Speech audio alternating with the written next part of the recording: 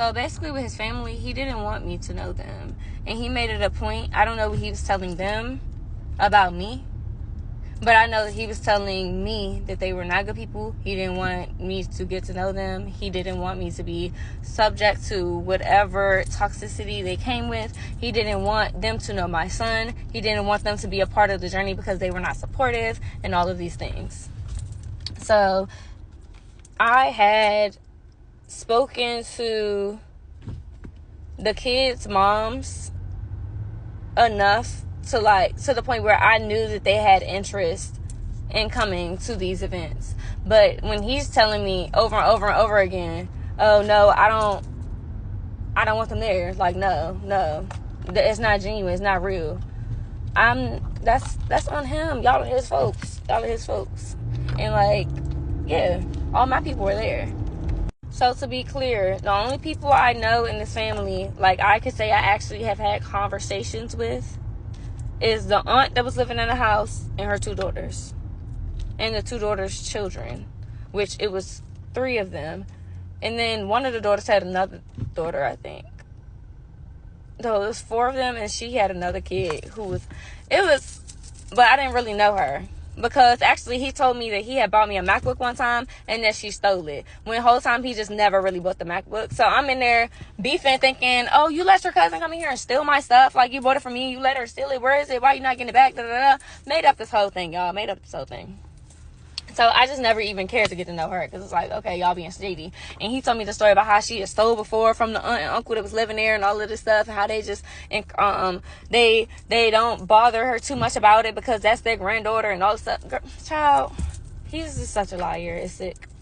But when I think back to like the family and like how everything unfolded, like I know the aunt and uncle heard me in there crying and screaming, asking for help, and him shimmy, putting his hand over my mouth. I don't want them to mute my videos again, so I don't know what I can't say. I guess I can't talk about that part, but he was abusive.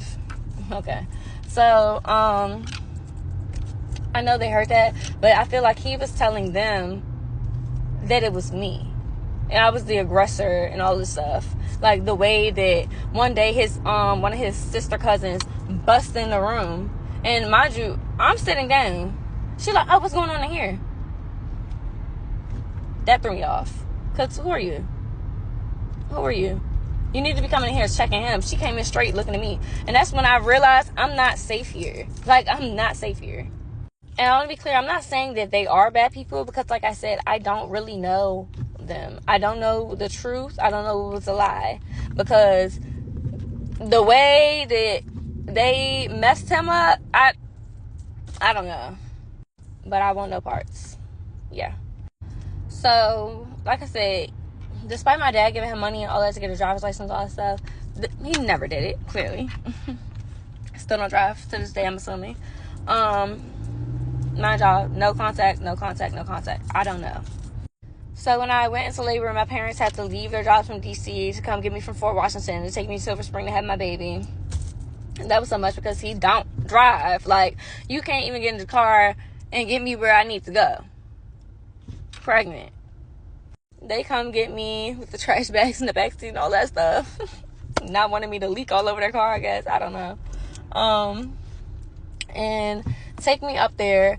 My pregnancy was it was high risk. At first they were saying that I couldn't get an epidural or anything because my blood wasn't clotting from my anemia. My blood wasn't clotting, and if they gave me the epidural and something went wrong and some blood dripped, something, it could have paralyzed me or something like that. So I went like 24 hours doing natural labor, and where I couldn't even open my eyes. Like, they gave me some medicine to like help me try to sleep through it, until it got so bad that they decided to actually try to give me the epidural, because I was in there saying, I'm not gonna make it. My dad was like, don't say that, baby girl. Like, my parents were in there with me, not when I had my son, because like I said, they gave me the epidural at like 9 o'clock at night. I went to the hospital very early in the morning. Then I'm sorry, it's drama on the road. But then they gave me the epidural.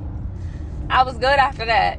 But then they still ended up doing emergency C-section because Dylan was tied up. He was tied up. And they weren't telling me the whole time that that's what was going on as well, because I guess they didn't want me to be stressed and then it caused further complications or whatever. Mind you, while all this is happening, this man is sitting on the couch in the same room. My parents are sitting by my bed holding my hand. He's sitting in the couch in the same room texting girls. After I had my son, he's downstairs in the cafeteria. And like y'all know, it was like, it's still COVID regulations in the hospital. So I had my son, they were like only 2 people allowed in the room at a time, something like that. He would tell my parents, oh, y'all take all the time y'all want. Y'all can stay here the whole visit hours. He downstairs in the cafeteria FaceTiming girls. They don't even know that they probably thinking he in the hospital for somebody else dying. Don't even know that he just had a baby. Because again, went through that phone. After all was said and done, I was in the hospital for like 4 days after I had my son. We're in the house. When I got in that phone and seen what was going on while I was fighting for my life,